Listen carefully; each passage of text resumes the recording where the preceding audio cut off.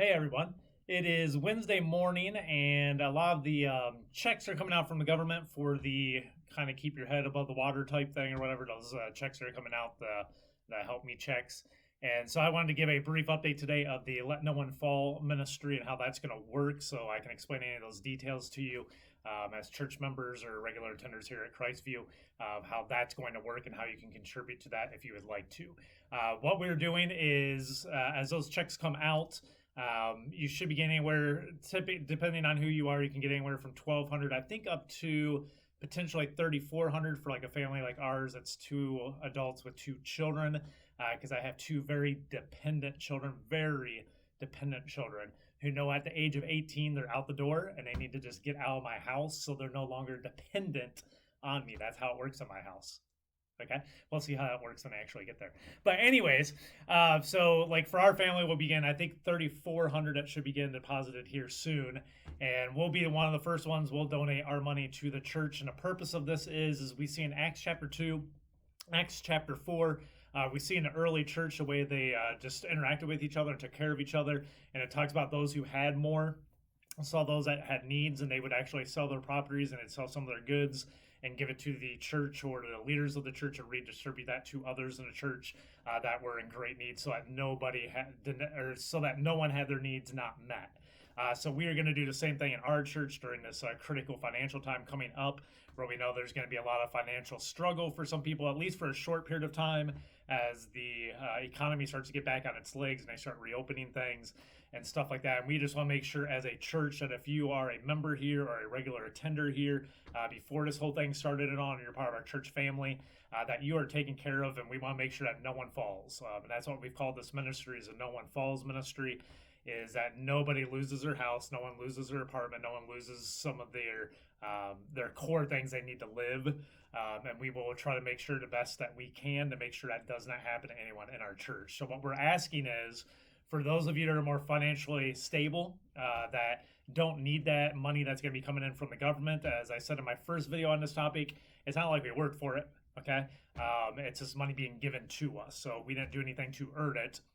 But the government did do things to kind of hurt us, so that's why they're sending it to us. But if you are someone that's more financially stable and you don't think you're going to need that money, or you don't think you're going to need all that money, what we're asking for, and we've asked you for the last couple of weeks to be praying about, is being willing to take whatever money you don't think you're going to need and donate that to the church. And we will set that in a separate fund here at the church that we can track, and we will use that to help to make sure that no one here loses their house, no one here loses their apartment or wherever they're living, and they have their basic needs met. So we will hold that in an account when people come to us that have concerns or they're in a bad position. We as a leadership will explore that, and we will help them out from that fund to give them money to be able to take care of them in that time of need, so that nobody here goes without their needs met. So the way you can do that, and we'll be one of the first ones to do that, as soon as our money comes in, we'll be donating our money to the church.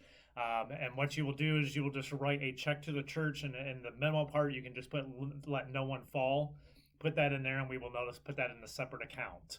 After this whole financial thing kind of runs its thing and things get back to normal to some extent, financially and all that, if we have money left in there, which I'm assuming we probably will, depending on how many people donate, because we're hoping to get a good chunk of money in there.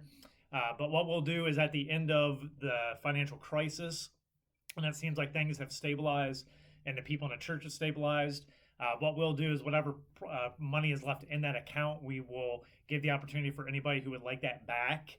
We will give that back in proportion of what's been paid out and what's left there and what you gave originally, and we will give that back to you. So maybe here early fall or something like that, once we feel like everything's kind of run through and we don't have anyone asking for help anymore, we'll take whatever's left, if there is any.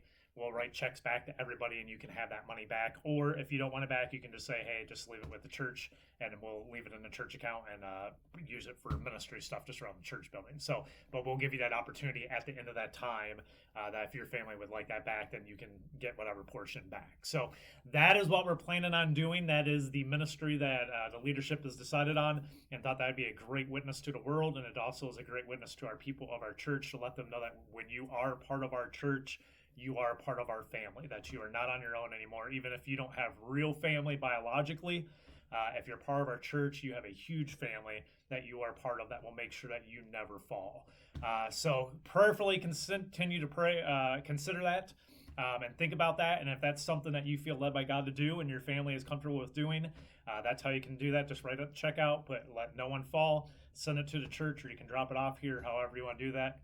And we will put that in that separate fund. So thank you, everybody, for your commitment. Thank you for your sacrifices that you make for this church body to be the body of Christ, to actually look like the church and the way the church is supposed to look and act and love. So thank you for that commitment.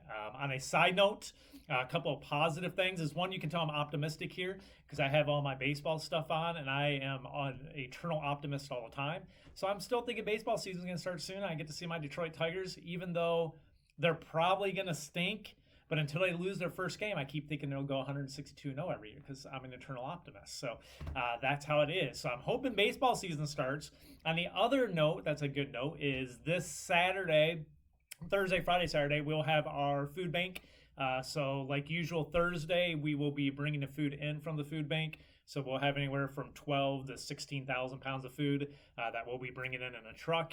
At about 1:30ish to 2 o'clock, we will be taking it off the truck and just getting it into the back room for starting to sort. So if you'd like to help out with that, feel free to come over, because this is something the city says we can do. We can break all the rules over the next 3 days. Then Friday, we do the bagging starting at 2 o'clock, and that's where we take all the items we have and bag them out in the bags for all the different families.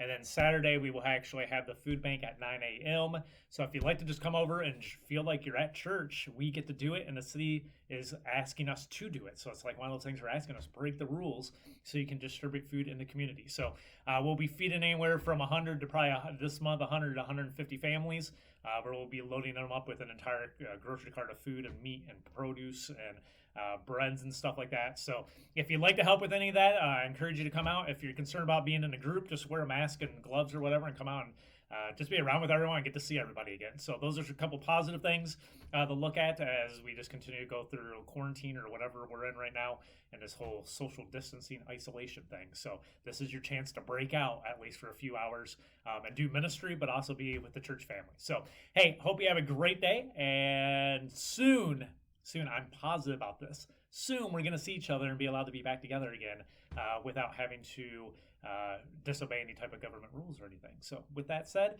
have a great one, and God bless, and we'll see you soon. Bye.